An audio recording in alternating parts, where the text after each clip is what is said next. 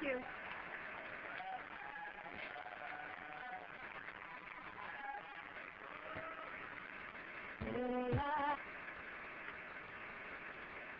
Thank you.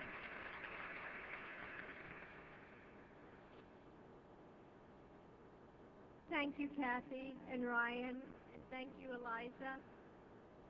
Thank you so much for that warm reception. It's a great pleasure to be here with all of you, especially on the first day of Pride Month.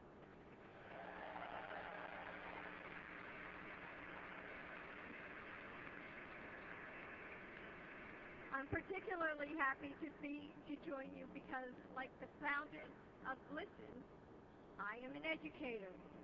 I have been a teacher for 28 years and never had a doubt in my mind that when we moved to Washington, I would continue teaching. Teaching is my life's work.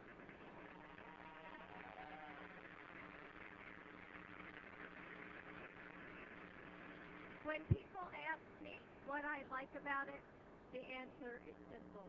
I love my students. They really are my heroes. I know how hard they work and how important their education is to them. I not only know this from teaching in a community college, but from also teaching freshmen and sophomores in high school. I also know the greatest accomplishment that any teacher can give in instructing students is not how to teach them how to read or how to instruct them in biology, but showing them that they can do the work. That belief in themselves is the key, not only for learning in the classroom, but for succeeding in life. We all know that confidence can be a challenge for adolescents, even under the best of circumstances. Add bullying and harassment to the mix can make the situation intolerable. As an English teacher, I've read my students' personal journals and learned through intimate conversations about their pain and their anxiety. How can we expect kids to learn when they are taunted by their classmates? How can we ask them to do their best work?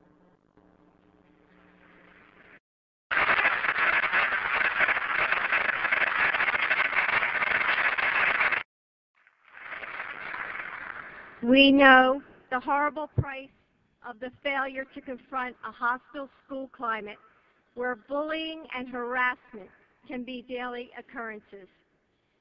That failure has a name like 8th grader Lawrence King, or two 11-year-old boys named Jaheim Harara and Carl Joseph Walker Hoover, whose mother is here tonight. Where are you, Mrs. Hoover? God bless you.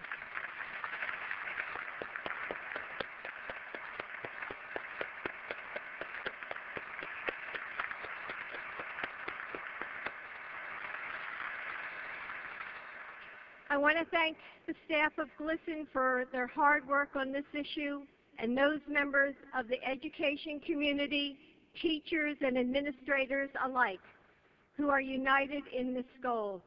I would also like to say a special thank you to the student leaders who are here tonight. Would you please stand?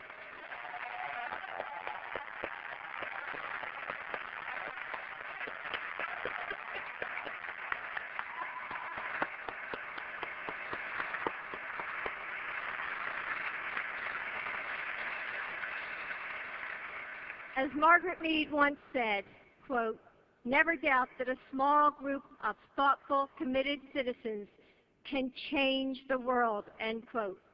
The task ahead is not simple, but you will prevail because you are determined and, quite simply, you are right.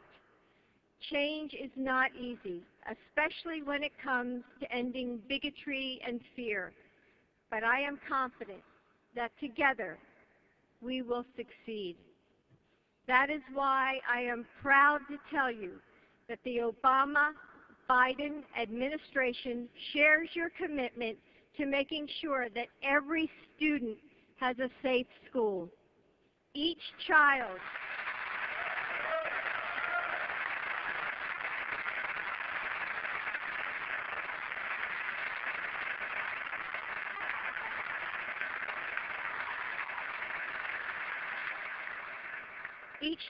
regardless of sexual orientation, gender identity, or gender expression, deserves an education. Recently, Secretary of Education Arne Duncan, and he's a great guy, met with GLSEN student leaders to hear ideas for improving their schools. And starting next month, Secretary Duncan will have an excellent partner in this work, someone you all know well, GLSEN founder Kevin Jennings.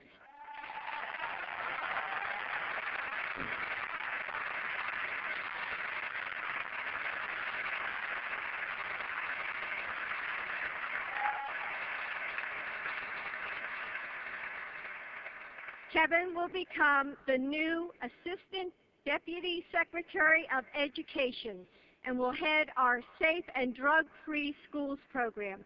This is great news.